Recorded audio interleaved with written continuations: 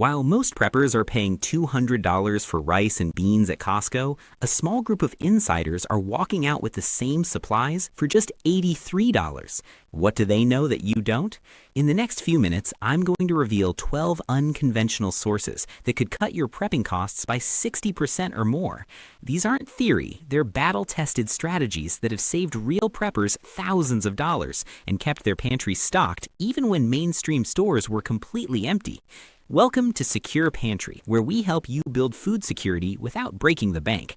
If you're serious about prepping smarter, not harder, hit that like button and subscribe so you never miss our money-saving strategies. Let's start with something most preppers completely overlook: restaurant supply stores. Now I know what you're thinking. Aren't those just for restaurant owners? Don't you need a business license? Here's the truth that could save you thousands. Most restaurant supply stores are actually open to the public, and the savings are absolutely staggering. Last month, a prepper walked into one of these stores and picked up 50 pounds of rice, 20 pounds of dried beans, industrial-sized containers of spices, and commercial-grade olive oil. The total, just $83. That exact same cart at a regular grocery chain would have cost over $200. Let that sink in for a moment. We're talking about more than half off on the exact same staples you need for emergency storage. But here's what makes these stores even better than just the price savings. The bulk packaging is actually designed for long-term storage. You're getting heavy-duty bags, bigger containers, and reliable seals that are built to last. The quality is consistent because these products have to meet restaurant standards. That means fewer additives and reliable flavor and texture every single time.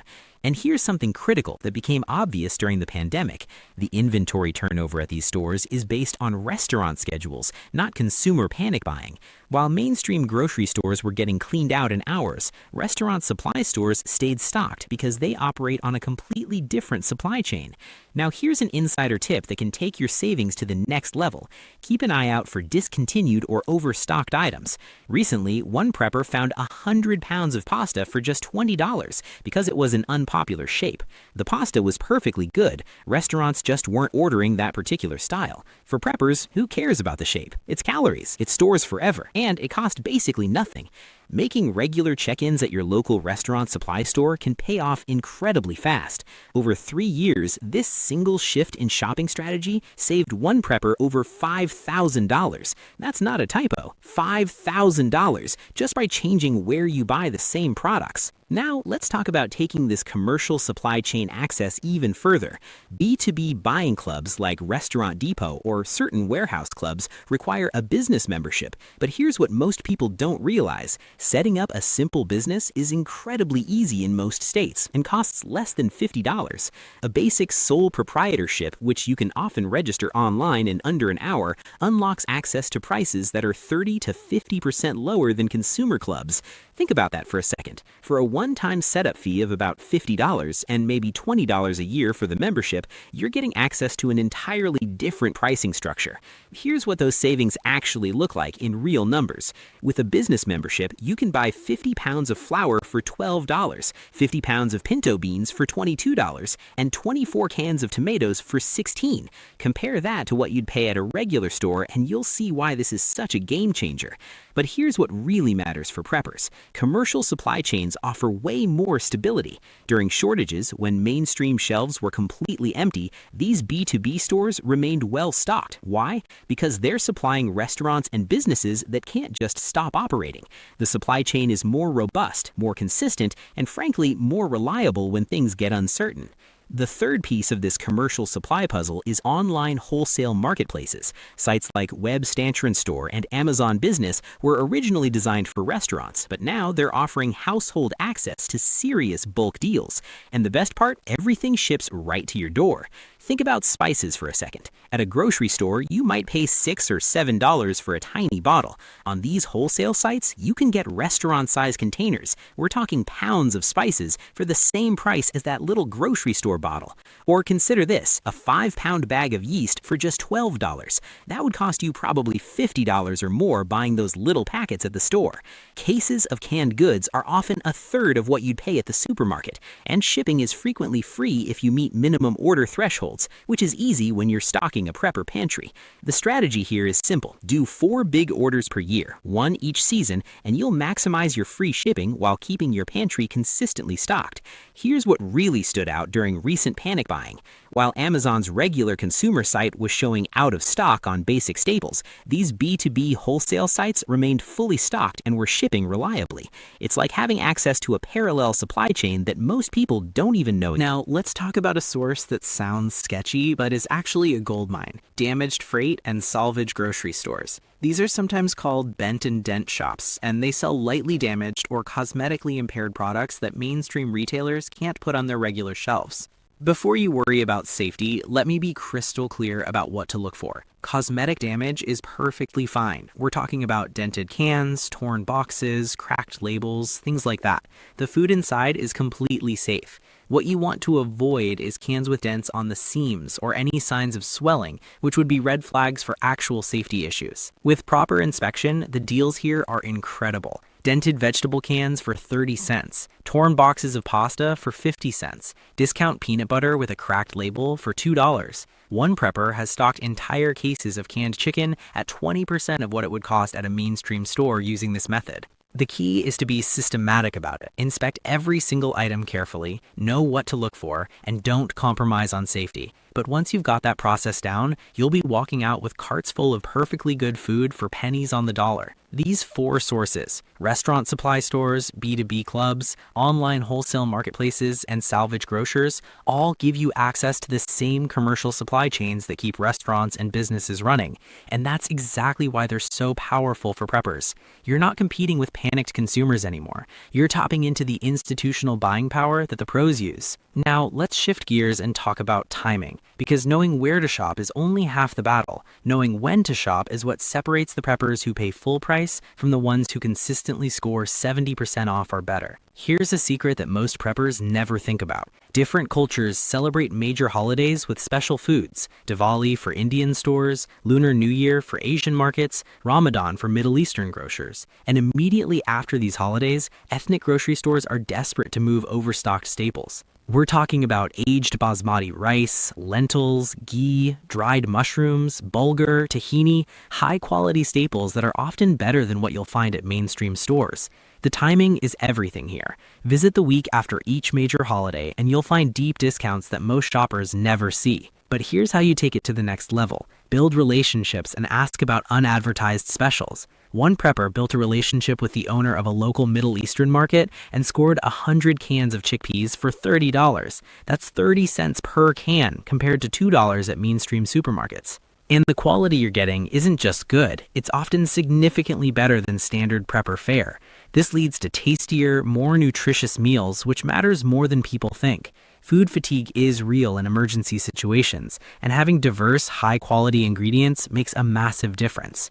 The strategy here is simple. Identify 5 different ethnic markets in your area and rotate through them every 6 weeks. Keep a calendar of major cultural holidays and mark your shopping trips for the week after each one. You'll bring incredible variety to your supplies while spending a fraction of what you'd pay anywhere else. Now, let's talk about bread, a category most preppers either ignore or overpay for.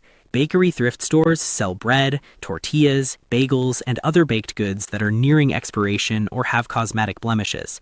Most people hear thrift store bread and think stale, but that's completely wrong. Most of the stock is just surplus, perfectly fresh bread that the bakery simply made too much of. The strategy here is to buy in bulk and freeze immediately. Bread freezes perfectly for months. Pull out what you need as you need it, and it's like you just bought it fresh, but you paid a fraction of the price. If you really want to maximize shelf stability, dehydrate bread for long-term storage. In emergency situations, rehydrated bread cubes are incredibly versatile calories. You can use them in casseroles, as breadcrumbs, in stuffing. The options are endless. The real magic happens right after holidays. After events like July 4th, you'll find seasonal bread items marked down by 90% or more. We're talking about specialty buns, rolls, dessert breads, all perfectly good food that the store just needs to move fast. On average, spending about $15 a month on bread products for a family of 4 is totally achievable using this method. Compare that to the $50 to $70 you'd spend at regular stores, and you're looking at serious savings. The key is to find out when your local bakery outlet restocks and make your visits right after those restocking days for the best selection. Speaking of timing, let's talk about farmers markets, but not the way most people shop them. If you show up at opening time, you'll pay full price just like everyone else. But if you arrive in the last 30 minutes of business, everything changes. Farmers are desperate to not haul back unsold produce. They've been there all day, they're tired, and the last thing they want to do is pack up a truck full of vegetables that are just going to start going bad. So they slash prices, sometimes by 70% or more. Bring cash. This is critical. Cash allows for quick deals and helps you build relationships with farmers, which leads to even better deals over time. And here's an insider tip.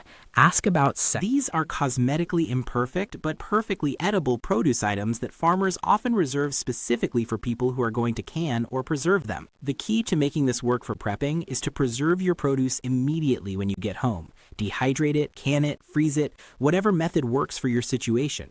By preserving it right away, you lock in the freshness and nutrition for your prepper pantry at a fraction of what you'd pay for canned goods at the store. Now here's a timing strategy that works year-round: loss leader shopping. Grocery stores frequently offer certain items below cost, sometimes even at a loss, just to get customers in the door. The store is hoping you'll buy a bunch of full-priced items along with that ultra-cheap chicken or rice. But preppers can beat them at their own game by focusing only on these loss leaders. Here's how to make this systematic. Subscribe to all your local store flyers and newsletters. Every week, you'll see what each store is using as their loss leader. Build a price tracking notebook where you record the cheapest ever prices on staples. This way, you know a genuinely good deal when you see one versus just regular sale pricing. The discipline here is critical. Resist impulse buys. Go in, buy strictly the loss leaders and nothing else. Don't let them win by getting you to pick up full-priced items. In a single week, you might hit one store for chicken breast at $1.99 per pound, another for canned tomatoes at 50 cents per can, and a third for rice at 20 cents per pound. By rotating between 5 stores and focusing just on loss leaders, it's totally realistic to save $4,000 or more each year. That's not even counting the other strategies we're talking about. This is just from being strategic about regular grocery sales. These timing-based strategies, post-holiday ethnic market shopping, bakery outlet visits, farmers market closing time deals, and loss leader hunting, all share one thing in common. They reward preppers who are paying attention and willing to be flexible. You're not shopping on autopilot anymore. You're being strategic, and that strategy translates directly into massive savings. Now let's talk about the third major advantage available to smart preppers: community and collective buying power. Because while shopping smart as an individual is great, joining forces with others takes your prepping to an entirely different level. Food co-ops and bulk buying groups are absolute game changers. For a typical $25 yearly membership, you get access to organic grains, dried fruits, nuts, and beans for less than conventional prices, sometimes even cheaper than what you'd pay at regular stores for non-organic versions. But the financial savings are just the beginning. You're also tapping into a local prepping community where people trade information, share resources, and split specialty bulk orders. This is where real magic happens. For example, one group organized a bulk buy and scored 200 pounds of grass-fed beef for under $3 per pound. The beef came straight from a reputable farm and was fresher than anything you'd find at a supermarket. And here's something most people don't realize. If you don't have a co-op nearby, you can start one. Often, all you need is 10 interested people and a bit of organizational effort. Post in local prepper forums, community boards, or social media groups. You'd be surprised how many people are looking for exactly this kind of opportunity, but just don't know how to get started. The co-op model works because you're pooling your buying power. Farms and wholesalers are willing to offer much better prices when they're dealing with a group order instead of individuals. Plus, you're building relationships with people who share your values around food security, which becomes incredibly valuable in uncertain times. Now, even if you're not ready to join or start a co-op, there's a simpler community strategy you can use right now: big box membership sharing. Officially, stores like Costco or Sam's Club give you a second household card per membership, but by coordinating with friends and family, you can effectively have 3 or more households benefiting from the price of one membership. The key is coordination. Plan your shopping trips together, split bulk cases to reduce your per-unit costs, and share the online account privileges where possible. While there are official rules about this, plenty of families and close friends find ways to make a single membership work for their entire network. What makes this especially valuable is the supply stability of major clubs during shortages. When smaller stores are running out, these big box retailers typically have deeper inventory and more reliable supply chains.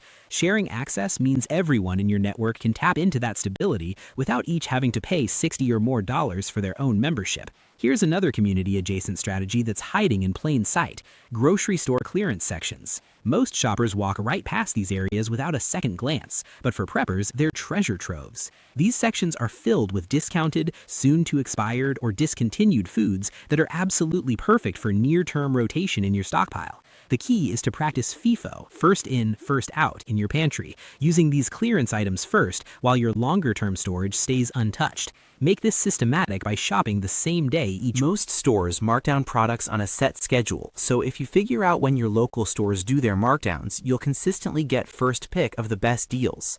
Here's a pro tip that leverages community thinking. Let the staff know you're a bulk buyer and you're interested in clearance items. They often appreciate customers who will take large quantities off their hands, and they might start giving you tips about big markdowns before they're made public. Building that relationship with store staff, even just being friendly and consistent, can unlock deals that never make it to the shelf. And don't just buy clearance items to eat immediately. If you find perishables that are marked down heavily, preserve them right away. Dehydrate vegetables, can fruit, freeze meat. This is how you turn a 75% off sale into long-term storage at incredible prices. The final piece of the community advantage is really about mindset. The most successful preppers treat shopping as an ongoing collaborative process, not a solo one-time event. They stay alert for new sources, keep a running list of vendor contacts, and aren't afraid to propose group buys or try new preservation methods. Think about it this way: when you're part of a co-op, sharing memberships, building relationships with farmers and store staff, and coordinating with other preppers, you're not just saving money, you're building a resilient network that can adapt to whatever comes. If one source dries up, you have 5 others. If one person finds an amazing deal, everyone benefits. This is the paradigm shift that separates preppers who struggle to afford their stockpiles from those who build massive, diverse supplies for a fraction of the cost. It's not about working harder, it's about working smarter and recognizing that collective action multiplies your individual efforts. Every dollar you save on food using these 12 sources is a dollar ready for other critical preps, or simply peace of mind, knowing you're genuinely prepared. Start with just one of these 12 sources this week. Maybe it's finding your local restaurant supply store, or visiting a farmer's market at closing time, or subscribing to grocery store flyers to hunt loss leaders. As you gain confidence, add another source. Build those relationships with vendors, co-op members, and market farmers. Track your savings in a notebook so you can actually see how much further your prepping budget is going. You'll quickly discover that you can easily double the size and quality of your stockpile for the same dollar amount, or cut your costs in half while keeping your reserves resilient and diverse. The prepping community has been conditioned to stick with big box suppliers, but those aren't your only options, not even close. These 12 unconventional sources aren't magic and they're not secrets, they're just overlooked by people who haven't stopped to question the default approach. Challenge the status quo. Be willing to zig where others zag. Treat your prepping shopping as a skill that you're constantly improving, not just a chore you have to do. Because ultimately, successful prepper shopping isn't just about deals. It's about adaptability, creativity, and building not just a bigger stockpile, but a more robust and resilient lifestyle that can weather whatever uncertainty comes your way. If this video helped you see prepping in a new light, make sure you're subscribed to Secure Pantry so you never miss our strategies for building real food security on any budget. And drop a comment below telling us which of these 12 sources you're going to try first. We'd love to hear how these strategies